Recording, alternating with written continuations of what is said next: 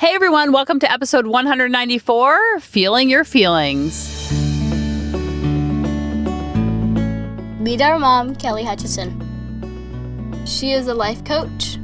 She is a child counselor. She is a teacher. She's a parent coach. And she's a mom to us. She will teach you to stop yelling at your kids. She will teach you to get your kids to listen. She will teach you how to never sleep with mommy guilt again. She will teach you how to be an imperfect mom, so you can help your kids be imperfect too. And have harmony in the home. Isn't this a fun topic? Oh, yay, we're going to feel our feelings. That sounds so fun, Kelly. No, actually, it sounds miserable. Okay, we all want to run away from our negative and tricky emotions. I try not to call them negative emotions because it has a connotation that something has gone wrong. Now, I've been on the planet for many, many, many decades, and I realize now that the goal in life is not to be happy all the time. The goal in life is to feel the feels, whatever they are, and teach our kids how to do the same. If we send the message to our kids that they need to be happy all the time, they will have shame or guilt when they are not feeling happy, when they're feeling stress, or they're feeling anxiety, or they're feeling depressed, or they're feeling bored, or they're feeling lonely, or they're feeling rejected, or they're feeling left out. Wow, I can just rattle them off. I can keep going. Insert tricky emotion. And our emotions are always in the driver's seat, and same with our kids. If you want to know how to feel your feelings, look at a toddler. They are geniuses at feeling their feelings. They know how to process emotions. They know how to feel the feels and get over it and move on. I remember when the kids were little and they would have the big emotions and big tantrums and all the glory that came with it.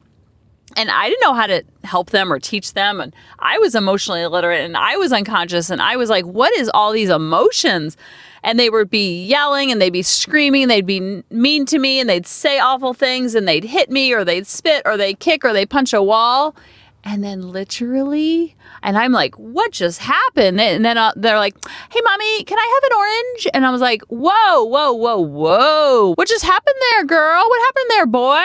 And I was like, I can't shift gears like that. It was happening so fast. And I felt like I was on this roller coaster of life with them. And that's why I was so exhausted by the end of the day, because they were feeling their feelings and processing them and just managing them, what came instinctually, just punch, kick, scream, yell, cry, say mean things, get this vibration out of my body ASAP, and then I can move on.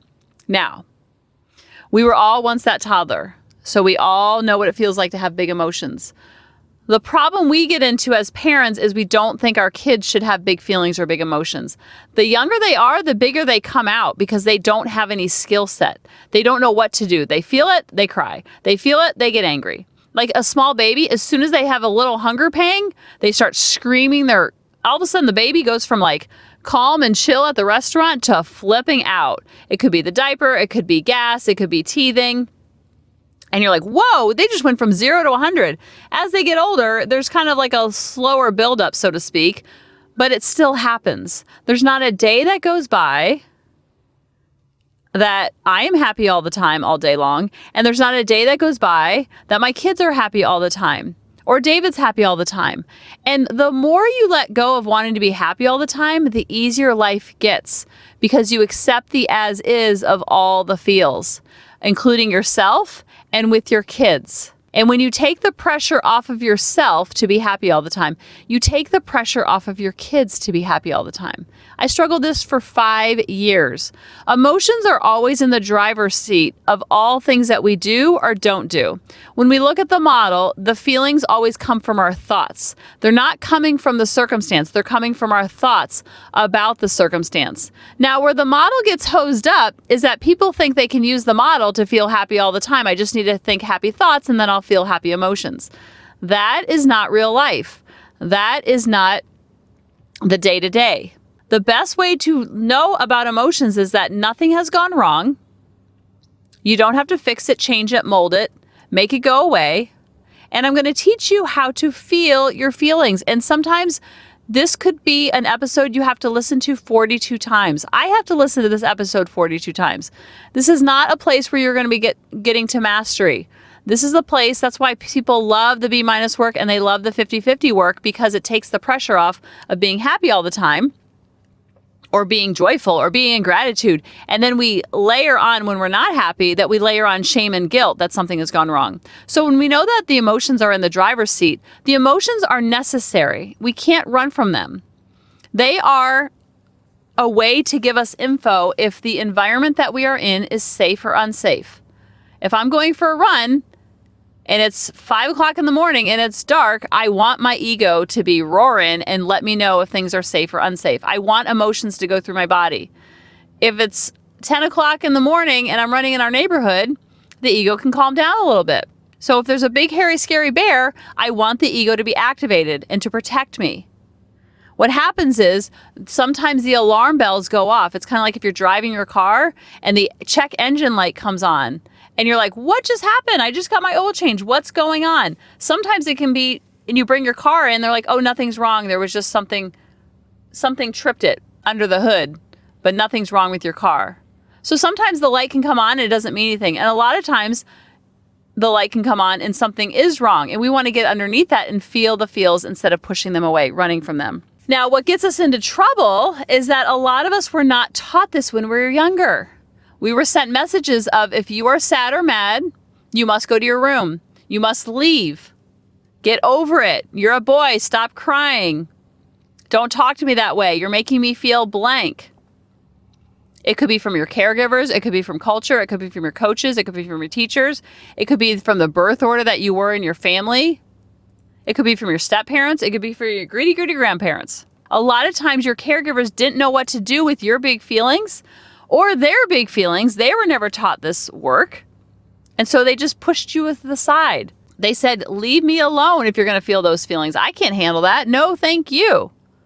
And so then you were taught and you learned very early that you should run from your feelings, or you should distance yourself from your feelings, or you should check out. You should numb out. You should avoid them at all costs. Because in your house, in your four walls, if it was a tricky emotion, that is not welcome here. Goodbye, leave me alone. Now, they don't say that, but they show it in different ways. So when you have an emotion, know that it comes from your thoughts and know that nothing has gone wrong. And you don't have to run away from them. You can process the feelings by acknowledging it. Like, where do you feel it in your body? Is it stress? Is it sadness? You want to name it so you can claim it. Don't run from it and add shame and guilt on top of it. Nothing has gone wrong. This is part of the human experience. All humans feel this way. And most people don't know how to feel their feelings, so they don't know how to teach their kids. But once we learn how to do it, and we get a B- on learning how to do it, then it's not so scary when our kids have the big emotions. We're like, oh, that's frustration. I know what that feels like. Yeah, it might be over something different. It might be over frustration that they didn't get picked for the softball team. But you know what frustration feels like when you get picked over for the job promotion. So being present in your body and naming it so you can claim it. And sometimes I just talk to my ego and I talk to my brain and I'm like, this is boredom. This is loneliness. This is rejection. This is sadness. This is projection. This is fear. This is control. This is what I say to myself. And I just calm the brain down. I calm the heart down. Nothing has gone wrong. I can see that you feel it in your chest. You feel it in your shoulders. You might feel it in your belly. You might feel it in your throat. It's a heaviness. Give it a color. Talk to it. I know this sounds very woo-woo and sounds very scary, but this is how you process emotions. We were never taught this. And once you're able to name it, claim it, kind of recognize it, see where it feels, and labeling it over and over and over. This is boredom. This is sadness. This is rejection. This is what rejection feels like. So when you are feeling rejection and you know what it feels like and you can really get in your body and process it and feel it and acknowledge it, it's not so scary. You're like, oh, this is a vibration going through my body. Nothing has gone wrong. This is what Kelly talks about. I don't need to run from this. I don't need to be like Forrest Gump. And once you can recognize it and be present with it, then you can process it and move it out of your body. Because they say it lasts 90 seconds. And I'm like, I think it lasts a little bit longer. How about 90 minutes? Because it can come and go. You just don't have to ride the waves, so to speak. You don't have to ride every wave that comes through. It comes in like a wave and goes out like a wave. So releasing the emotion can be by screaming into a pillow. It can be taking deep breaths. For me, I really like listening to Christian music that calms my nerves. Positive mantras help me. Journaling. I have clients that love yoga that really helps them. You don't have to do all of these things.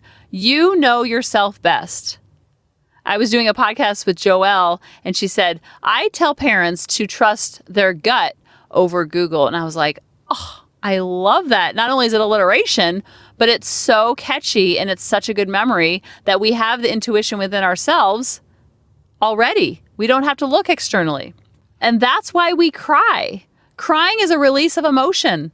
Sometimes a nap might help, a power nap. That's why I love promoting exercise and daily exercise, whether it's a walk, a swim, a trampoline, jumping jacks. It's a way to process your emotions.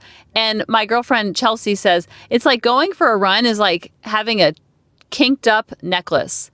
And after you go for the run or during the run, you can process, and it's like an active form of meditation where you're moving and processing through all the things that are going on in your life. And think about your thinking and get it moving through your body. And she says it's like a necklace that has lots of kinks in it. And when you're doing the run and when you're done with the run, for me, I don't get a runner's high. It's like 2 hours after my run. I'm like, oh, yes, that's the euphoria. That's the runner's high people talk about, because it's the necklace still has its kinks, but you've worked a lot of the kinks out. And you know how I love analogies. And that one really resonated with me. So when you know how to feel your feelings, guess who you can teach? You can teach your kids that nothing has gone wrong. So when they come to you with their big emotions or their big feelings, or they're really mad about something when they get in the car after school, or a friend has hurt them, or they didn't make the team, or they got a bad grade, or they no one to sit with at lunch, or they didn't get picked for the play, or they feel overwhelmed with homework. Instead of fixing it and making it better and calling the teacher and telling them not to give them so much homework, you can say things like, it seems like you're overwhelmed. Do you feel overwhelmed, or do you feel confused by all the homework? Giving them choices so they can get in touch with their body. Where do you feel it in your body? I feel it when I feel overwhelmed. I feel like there's a pressure on my shoulders. And they'll say, well, I feel it on my belly. My belly button feels like it's empty and hollow. Like, wow, that's so fascinating because I feel it this way. And you're building connection, and they're mad about homework. Versus, I'm going to fix this, I'm going to solve this, and you must be happy all the time, and you must be a robot. Helping your kids through their feelings helps yourself get through your feelings, because you can connect over emotions versus always having to fix it and make it better and like something's gone wrong. You take the pressure off your shoulders, which takes the pressure off their shoulders. And you know what happens when there's no pressure in the home? You have much more harmony in the home. I love you guys, and I'll talk to you next week. Bye-bye. Hey mamas, thanks for listening. If you had any ahas, clicks, or those lightning bolt moments while listening, you have to check out my free parenting bootcamp, where we take all of this to the next level and we try to create even more awakenings for ourselves so that we can connect more with our kids and never yell at them again. You can sign up at www.coachingkelly.com. And if you really want to fill up my love cup, send me an email of what your aha was, what your click was. What was that lightning bolt moment while you were listening? I want nothing more in life than for you to have harmony in your home and to learn how to be an imperfect mom like me, which allows your kids to be imperfect too, each and every day. Thanks for listening.